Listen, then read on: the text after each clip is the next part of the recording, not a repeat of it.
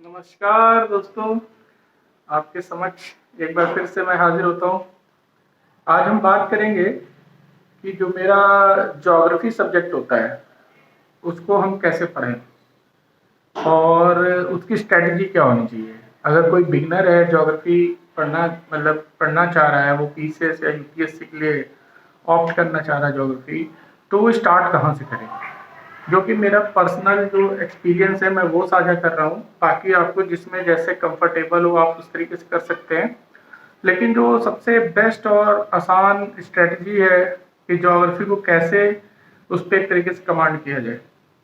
देखिए, ज्योग्राफी आप जब भी सब्जेक्ट पढ़ते हैं तो ज्योग्राफी में आप हमेशा याद रखिएगा कि ये आपका कंसेप्चुअल सब्जेक्ट है।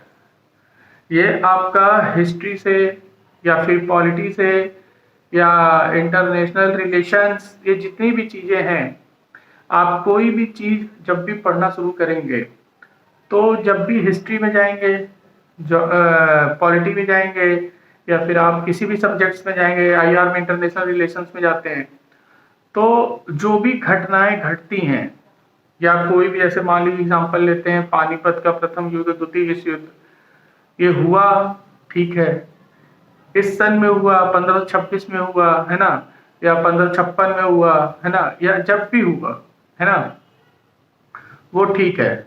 लेकिन बात यह है कि हुआ कहाँ हुआ, तो उसमें आती है प्लेस की बात कि किस जगह पे हुआ।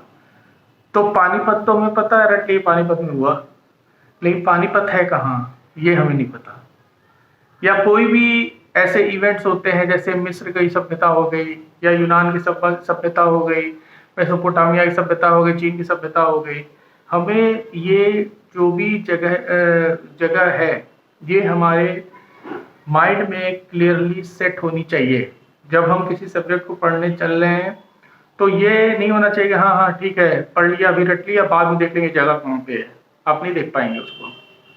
आपके पास बहुत कुछ पढ़ने के लिए है, तो आप तरीका, हर एक चीज़ का तरीका है, आप तरीके से पढ़ेंगे तभी वो माइंड में आपके रहेगी। तो उसके लिए सबसे पहले ज़रूरत होती है हमें ज्योग्राफी को जानने की। और जब तक आप ज्योग्राफी कायदे से नहीं जानते रहेंगे, कोई भी सब्जेक्ट पढ़ेंगे आपको डिफिकल्टी आएगी, क्योंकि अंत में बात यही घूम फिर के आएगी कि ये जगह है कहाँ।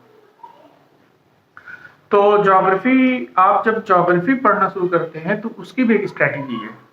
तो उसकी स्ट्रैटेजी ये है कि आपको एक एक कंट्री, हर एक देश आपको क्लियरली पता होना चाहिए कौन सा देश कहाँ पे है।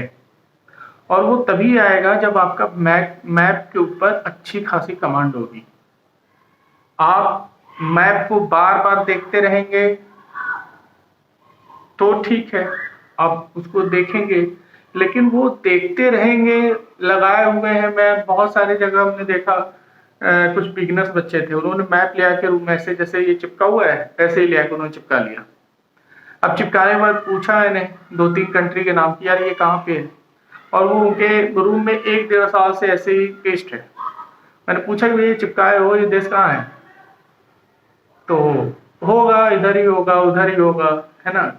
ऐसा नहीं करना है, चाहे जैसे भी हो, पहले हमें कंट्रीज को रटना है कौन सी, ये वाकई में रटना है। और आप इस बात को समझ लीजिए कि आप कोई भी पढ़ाई कर रहे हैं, रटने से नहीं बच सकते हैं।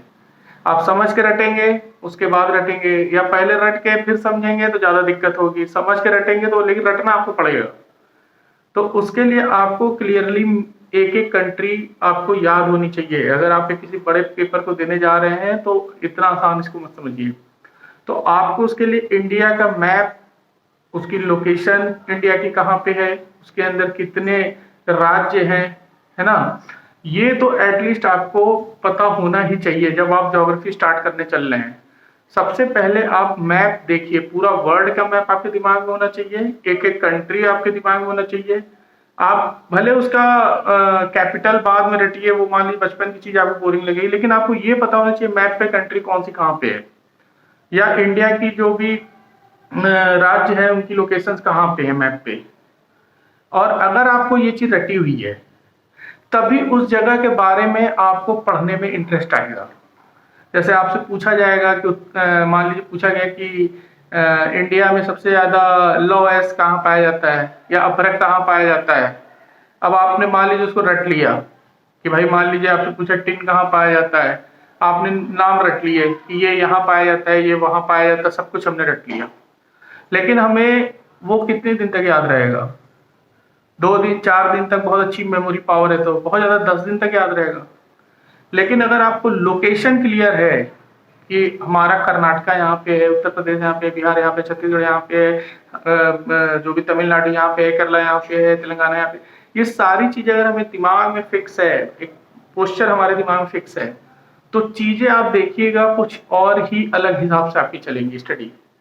इसी तरह सेम चीज आपके वर्ल्ड उसमें है। आप वर्ल्ड मैप जब रटे रहेंगे तो जब आप आईआर पढ़ते हैं, इंटरनेशनल रिलेशंस पढ़ते हैं, तो आप उसमें देखिएगा कि किसी भी चीज एक छोटे से देश की बात होगी तो आप उसको जानने में इच्छुक होंगे कि यहाँ पे ऐसा हो रहा है, ऐसा क्यों हो रहा है। लेकिन अगर आपको कंट्री ही नहीं पता है तो आपको उसमें इंटरेस्ट ही नहीं आएगा कि हम उसको जाने कि इसके यहाँ पे क्यों ऐसा हो रहा है। जैसे मान लीजिए कि सीरिया में या बगदाद में या मुस्लिम कंट्री की लड़ाई चल रही है, अगर आपको लोकेशन नहीं पता है ना तो आप इतना इंटरेस्ट नहीं लेंगे उसको जानने में। लेकिन आपको लोकेशंस पता है, हाँ ये देश इसके बगल में है, ये मिडिल ईस्ट में आता है, ये सेंट्रल एशिया में आता है, ये ईस्ट एशिया में आता है, ये साउथ एशिया में आता है, ये एशियान कंट्रीज हैं या फिर ये सार्क कंट्रीज हैं। ये सारी चीजें जब आपको क्लियर रहेगी, अफ्रीका का कोई देश है, वो सारी चीजें जब आपको क्लियर रहेंगी ना माइंड में, तो आप उसमें पढ़ने में भी इंटरेस्ट बहुत अच्छे से लेंगे। और ये मैं अपने पर्सनल एक्सपीरियंस से बता रहा हूँ, ऐसा नहीं किसी की सुनी सुनाई बात बता रहा हूँ मैं।